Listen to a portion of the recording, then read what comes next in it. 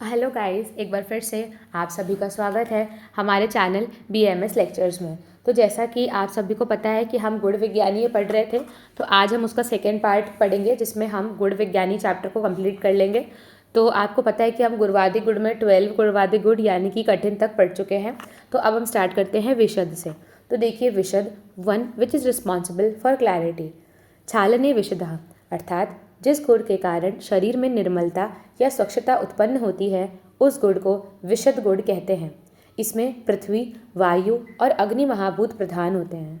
इसका गुण कर्म में क्या आ जाएगा? क्लेदन अचूषण अर्थात विशद गुण शरीर के क्लेद का अचूषण कर शरीर को निर्मल बनाता है। रोपण विशद गुण व्रण के रोपण में सहायक होता है। इसका चिकित्सकीय महत्व देखिए। धातुगत स्नेह या द्रव्य को क्लेद कहा जाता है। प्रमेह आदि व्याधियाँ क्लेदजन्य होती हैं, हमें पता है ये बात। जो क्लेद को नष्ट करने के लिए यूज़ होता है वो विशद गुण, वहाँ पर अपन उसको यूज़ करते हैं। इसके बाद देखिए इसका वर्जन, इसको कहाँ वर्जित किया गया है विशद गुण को? तो जहाँ पर वात बढ़ी हुई है वहाँ पर आपको नहीं यूज़ करना चाहिए, क्योंकि एक तरीके से ये भी रुक्षता ही ला रहा है ना, क्लैरिटी ला रहा है। उसके बाद इसके उदाहरण में देखिए मुद्ग, मध्य, निम्ब और तक्रपिंड आदि की बात की गई है। इसके बाद नेक्स्ट गुण देखिए पिच्छिल गुण। लेपने पिच्छिलः जिस गुण के कारण शरीर में लेपन कर्म होता है उसे पिच्छिल गुण कहते हैं। पिच्छिल गुण जल महाभूत प्रधान होता है। इसके गुण कर्म में देखिए यह जीवन कारक, बल्य, संधान, श्लेष्मवर्धक और गुरु होता है। तो क्योंकि ये पिच्छिल है मतलब चिपचिपा आप समझ सकते हैं, तो ये जीवन पिच्छिल गुण आयुष्य को नियत रूप से उसकी मर्यादा में बांधे रखता है। तो पिच्छिल है, चिपचिपा सब्सटेंस सभी चीज़ों को एक साथ रखता है, तो बात यही की गई है। बल्य है, पिच्छिल गुण जो होता है वो बल को बढ़ाता है। ये अस्थि भग्न में यानी फ्रैक्चर्स को फिक्स करने के लिए यूज़ किया जाता है। कफ को बढ़ाता है और गौरवता उत्पन्न करता है। इसके बाद इसके चिकित्सकीय महत्व में देखिए, संधान कर्म होने से पिच्छिल द्रव्यों का प्रयोग भग्न संधान में किया जाता है। कार्य की अवस्था में धातु वर्तनार्थ पिच्छिल द्रव्यों का प्रयोग किया जा सकता है। कहाँ वर्जित है? तो अग्निमांद की अवस्था में यह वर्जित है। इसके उदाहरण में देखिए इसबगोल, गुघलू, मूसली आदि। तो आप सबकी एग्जाम्पल्स याद रखिएगा क्योंकि आपको लिखने के लिए आएगा। तो जो स्पेसिफिक हैं जिनके बारे में आपको नहीं पता है, जैसे विशद हो गया, पिच्छिल हो गया, श्लेषण अभी आगे आ रहा है, तो इन सब के एग्जाम्पल्स आप ध्यान रखिएगा। इसके बाद देखिए श्लेषण गुण। तो रोपणे श्लेषणा, रोपण का मतलब कल ही मैंने बताया था नरिशमेंट होता है। तो जिस गुण के कारण शरीर में रोपण का कार्य होता है उस गुण को श्लेषण गुण कहते हैं। यह आकाश महाभूत प्रधान होता है। श्लेषण गुण को पिच्छिल गुण के समान ही जानना चाहिए। श्लेषण गुण में भी पिच्छिल गुण के समान निम्न गुण होते हैं, तो एकदम सेम है। श्लेषण और पिच्छिल में आप एकदम सेम लिख दीजिएगा, जीवन, बल्य, संधान, श्लेष्म और गुरु। इसके बाद देखिए अब इनके डिफरेंस के बारे में बात करी गई है कि पिच्छिल और श्लेष्म गुण में आखिर डिफरेंस क्या होता है। तो पिच्छिल गुणात्मक द्रव्य स्नेही युक्त होते हैं, मतलब इनके अंदर ऑयली प्रॉपर्टीज, फैट होता है, किंतु श्लेषण गुणात्मक द्रव्य जो होते हैं वो स्नेह रहित होते हैं, वो केवल चिकने होते हैं, उनमें कोई स्नेह नहीं होता है। इसके अप्लाइड एस्पेक्ट में देखिए यह भी व्रण रोपणार्थ श्लेषण द्रव्यों का व्रण रोपणार्थ में श्लेषण द्रव्यों का प्रयोग होता है और अस्थि संदनार्थ श्लेषण गुणात्मक द्रव्यों का भी प्रयोग होता है। यह भी अग्निमांद में वर्जित है। और इसके उदाहरण देखिए प्रवाल, पिष्टि, मुक्ता, यष्टि मधु, जैसे हम नॉर्मली मुलैठी कहते हैं, और अभ्रक आदि जो हैं यह श्लेषण गुण के जो हैं वो माने गए हैं, एग्जाम्पल बताए गए हैं। उसके बाद देखिए नेक्स्ट हमारा आता है खर गुण। तो नाम से समझ आ रहा है, खर मतलब रफ। तो व्याख्या में देखिए लेखन ने खरा, तो जो लेखन करता है, लेखन अर्थात स्क्रैपिंग हम बोल सकते हैं। तो जिस गुण के कारण शरीर में लेखन का कार्य होता है उस गुण को खर गुण कहते हैं। यह पृथ्वी और वायु महाभूत प्रधान होता है। इसके गुण कर्म में देखिए खर गुण शरीर का लेखन करता है, धातुओं का क्षय करता है, मलमूत्र का शोषण करता है, शरीर में कर्कशता उत्पन्न करता है और वात दोष की वृद्धि कराता है। ठीक है। उसके बाद आप वृक्ष के गुण भी यहाँ पर सभी गुण कर्म और लिख सकते हैं जो वृक्ष में थे, क्योंकि ये सिमिलर प्रॉपर्टी वाले हैं। ठीक है। इसके बाद इसके चिकित्सकीय महत्व में देखिए विकृत धातु अग्नि में जहाँ लेखन का कार्य अपेक्षित है वहाँ खर गुणात्मक द्रव्यों का प्रयोग किया जाता है। इसके बाद देखिए कहाँ वर्जित है? तो वात वृद्धि की अवस्था में यह वर्जित है। उदाहरण में क्या आ जाएगा? कमल दंड, यव, करंज आदि। इसके बाद सूक्ष्म विवर्णे सूक्ष्मः, जिस गुण के कारण शरीर में विवर्ण स्रोतसों को विवर्णता अर्थात स्रोतसों को विस्तृत करने का कार्य होता है, उस गुण को सूक्ष्म गुण कहते हैं। मतलब डायलेशन ऑफ द स्रोतसेस, डायलेशन ऑफ द चैनल्स, जहाँ पर भी हमें, इससे आपको समझ आ रहा होगा कि कहीं भी अगर ब्लॉकेज है तो वहाँ पर हम सूक्ष्म गुण वाले द्रव्यों से का सेवन कराएंगे तो ब्लॉकेज ओपन हो जाएगा। इसके महाभूत कौन कौन से प्रधान होते हैं? तो अग्नि, वायु और आकाश महाभूत प्रधान होता है। इसके गुणकर्म देखिए, सूक्ष्म गुणयुक्त द्रव्य अपनी सूक्ष्मता से शरीर के सूक्ष्म स्रोतसों में प्रवेश कर जाते हैं। सूक्ष्म गुण आशुकार्य अर्थात छोटी छोटी जगहों पर जाकर के ओपन करता है चैनल्स को। सूक्ष्म गुणात्मक द्रव्य लघुपाकी होते हैं अर्थात पचने में लघु होते हैं। इनके चिकित्सकीय महत्व में देखिए, सूक्ष्म गुणात्मक द्रव्य सूक्ष्म स्रोतसगामी होने से अशुगाति के कार्य करते हैं, यानी स्मॉल चैनल्स में जाकर के ब्लॉकेज को खोलने का कार्य करते हैं। उदाहरण देखिए, मद्य, पारद, लवण, गुग्गुलू आदि। इसके बाद देखिए स्थूल, तो समवर्णे स्थूलः, तो ये आप याद करिएगा, सवर्णे स्थूलः और विवर्णे सूक्ष्मः। इन सभी को जो छोटे छोटे कोटेशंस हैं, इन सभी 20 कोटेशंस को आप एक पेज में लिख लीजिएगा और उससे आप याद करिएगा तो आपको बहुत ईजिली याद हो जाएगा। ठीक है। जिस गुण के कारण शरीर में संवर्ण अर्थात स्रोतसों का संकुचन का कार्य होता है, उस गुण को स्थूल गुण कहते हैं। यह पृथ्वी महाभूत प्रधान होता है। इसके गुणकर्म देखिए, स्थूल गुण शरीर में स्थौल्य की उत्पत्ति करता है। स्थूल गुण श्रोत अवरोध का कारक होता है। स्थूल गुण स्रोतसों का संकोचन करता है। अगर आपको पता है कि सबसे ज़्यादा स्रोतसों को बंद करने का कार्य कौन सा द्रव्य करता है तो आप कमेंट करके ज़रूर बताइएगा। इसके अप्लाइड एस्पेक्ट में देखिए, कृश व्यक्ति को स्थूल बनाने के लिए स्थूल द्रव्यों का प्रयोग किया जाता है ना। तो वहाँ पर स्थूल आएगा जहाँ पर हमको क्रश को स्थूल करना है। उसके बाद देखिए, अत्यग्नि की अवस्था में स्थूल गुणात्मक द्रव्यों का प्रयोग किया जाता है। इसके उदाहरण में क्या क्या आ जाएंगे? तो श्रीखंड, उड़द, महिष दुग्ध आदि। इसके बाद देखिए सांद्र, तो प्रसादने सांद्रः, जिस गुण के कारण शरीर में प्रसादन का कार्य होता है उस गुण को सांद्र गुण कहते हैं। सांद्र गुण युक्त द्रव्यों में पृथ्वी महाभूत की प्रधानता होती है। ठीक है। इसके बाद देखिए स्थूल अर्थात सांद्र गुण शरीर को स्थूल बनाता है, तो ये उसी से मिलता जुलता है।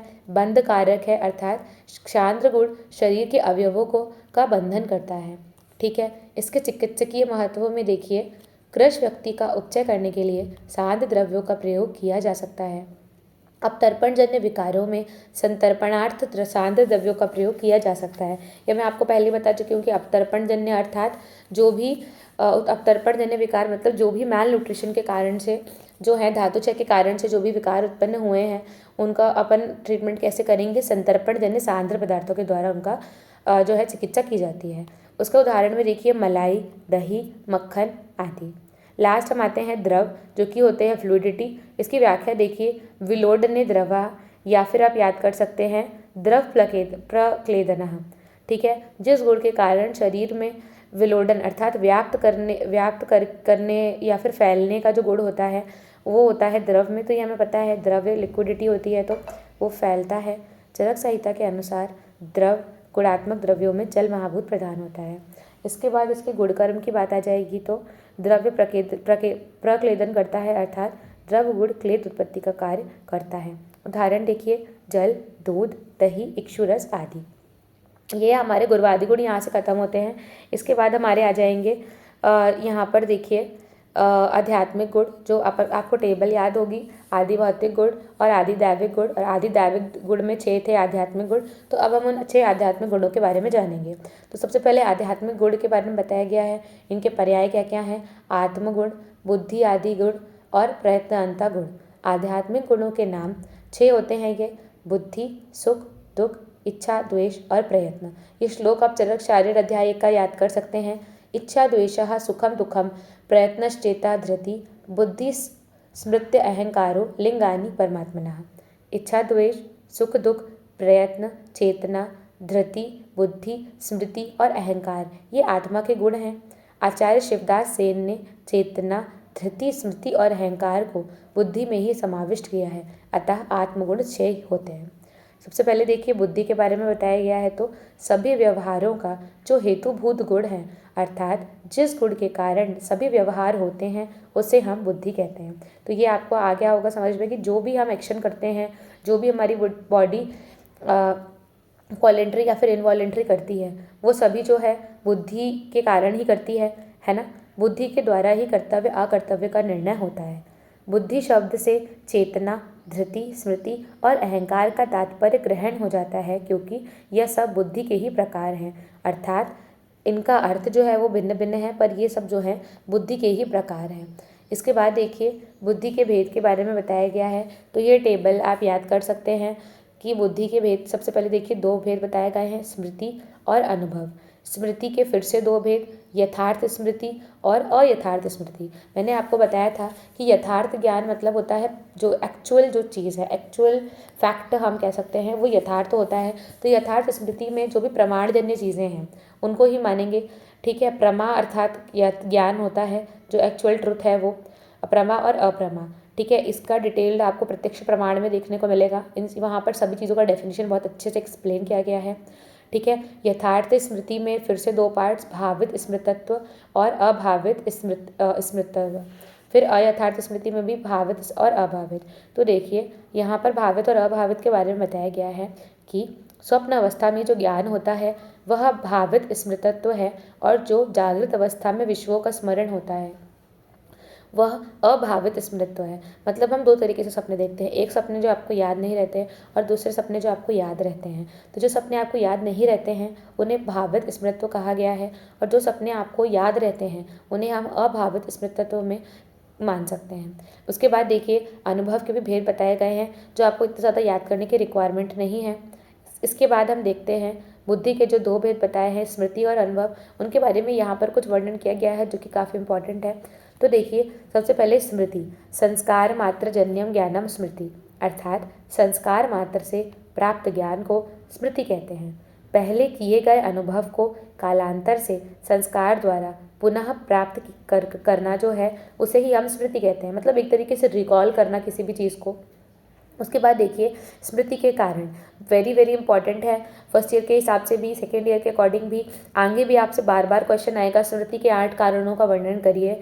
तो वो 8 कारण क्या हैं? निमित्त, रूप, रूप ग्रहण, सादृशात, विपर्यात, सत्व अनुबंधनात्, आभ्यासात और ज्ञान योगात और पुनः श्रुतात्। ठीक है, अब हम इनके मतलब जानते हैं कि निमित्त ग्रहणात् का क्या अर्थ है। कारण को देखकर कार्य का स्मरण करना। इसका उदाहरण देखिए, बारिश में भीगते हुए व्यक्ति को देखकर उससे होने वाले ज्वर आदि व्याधियों का स्मरण करना निमित्त ग्रहणात् है। मतलब कारण को देखकर उससे क्या हो सकता है उसका आधार पर हमें उस चीज़ को सोचते हैं, उसे हम क्या बोलते हैं? निमित्त ग्रहणात्। रूप ग्रहणात् में क्या आ जाएगा? आकृति का ग्रहण करके स्मरण करना। उदाहरण, संधि की विषम आकृति देखकर संधि च्युत के स्मरण करना। मतलब अब देखिए आकृति को देखकर स्मरण का ग्रहण करना, मतलब अगर आपने कोई बड़ी सी बॉल देखी तो उसको देख करके आपको अपने घर में रखे किसी सामान की याद आ गई, तो उसे हम बोलते हैं रूप ग्रहणात्। कि आपने सिमिलर प्रोडक्ट्स के बारे में देखा, जैसे मान लीजिए आप कोई सैंडल खरीदने गए तो उस सैंडल को का शेप देख करके आपको अपने पास जो सैंडल है उसकी याद आ गई, वह अभी रूप ग्रहणात् की कैटेगरी में ही आएगा। उसके बाद देखिए सादृशात्, अर्थात समानता को देखकर स्मरण करना। उदाहरण, श्रृगाल शीर्वत, फॉक्स हेड संधि को देखकर कोष्ठक शीर्ष व्याधि का स्मरण होता है। तो ये अभी आप नहीं समझ पाएंगे, ये वाला जो एक्चुअली ये जो कोष्ठक शीर्ष व्याधि होती है वो होती ही इस प्रकार की है कि उसमें जो है फॉक्स हेड के समान दिखता है आपका जो ऑर्गन है। तो सादृशात् से आप ऐसे समझ सकते हैं कि सिमिलर चीज़ों को देख करके, जैसे अगर आपकी क्लास में कोई बच्चा टॉप आया तो आपने उससे याद किया कि आपकी छोटी बहन भी क्लास में फर्स्ट आती है, तो समानता को देख करके आपको अपनी छोटी बहन की याद आ गई, तो सादृशात्। फिर विपर्यात क्या है? असमानता को देखकर स्मरण करना। जैसे व्याधिग्रस्त व्यक्ति को देखकर स्वस्थ व्यक्ति का स्मरण करना, मतलब जस्ट उल्टा, किसी बहुत शैतान बच्चे को देख करके आपको बहुत अच्छे बच्चे की याद आए, तो ये होता है विपर्यात। इसके बाद देखिए सत्व अनुबंधनात्, मन को ध्यानपूर्वक लगाकर स्मरण करना। जो भी आपसे अगर किसी छात्र से कुछ पूछा जाता है तो वो अपने मन लगा करके उस चीज़ को याद करता है, तो उसे हम क्या बोलते हैं? सत्व अनुबंधनात्। फिर अभ्यासात्, अर्थात किसी विषय का अभ्यास कर उसका स्मरण किया जा सकता है, अर्थात बार बार अभ्यास करके हम उसे याद कर सकते हैं, तो वह अभ्यासात् की कैटेगरी में आएगा। उसके बाद देखिए ज्ञान योगात्, तो तत्व ज्ञान से या ज्ञान योग से किसी भी विषय का स्मरण किया जा सकता है। ठीक है, इसके बाद देखिए पुनः श्रुतात्, अर्थात पूर्व में किए गए विषयों का पुनः अल्प भाग भी सुनकर पूरा विषय का स्मरण हो जाना। कई बार जब हम श्लोक याद करते हैं तो हमें याद नहीं आता, तो अगर कोई स्टार्टिंग की थोड़ी लाइन बोल देता है तो फिर उसके बाद हमें तुरंत याद आ जाता है। तो पुनः श्रुतार्थ अर्थात बार बार सुनने से उसको याद करने को हम पुनः श्रुतार्थ की कैटेगरी में रखते हैं। इसके बाद आगे देखिए, हम सेकेंड पॉइंट सुख के बारे में बात करते हैं। अभी हमने सबसे पहले आध्यात्मिक गुण का पहला गुण बुद्धि के बारे में डिस्कस किया, अब हम उसका दूसरा गुण सुख के बारे में डिस्कस करेंगे। तो सुख के बारे में देखिए क्या क्या आ गया है। सर्वेश अनुकूल वेदनीयम सुखम, अर्थात जो अनुकूल प्रतीत हो उसे क्या बोलते हैं, सुख को कहते हैं। आत्मा में अनुकूल संवेदना उत्पन्न करने वाले गुण को सुख कहते हैं। धर्म के आचरण से जो आत्मा में अनुकूल संवेदना उत्पन्न होती है उसे सुख कहते हैं।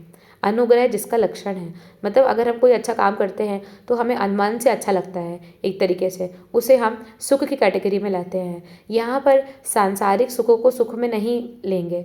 जो आत्मा को सुख प्राप्ति होती है जब हम कोई अच्छा काम करते हैं, जब हम कुछ दान करते हैं, जब हम भूखों को खाना खिलाते हैं, तो वो जो आत्मा को सुख, उस सुख को यहाँ पर बताया गया है कि उसी को जो है हम सुख में मानेंगे।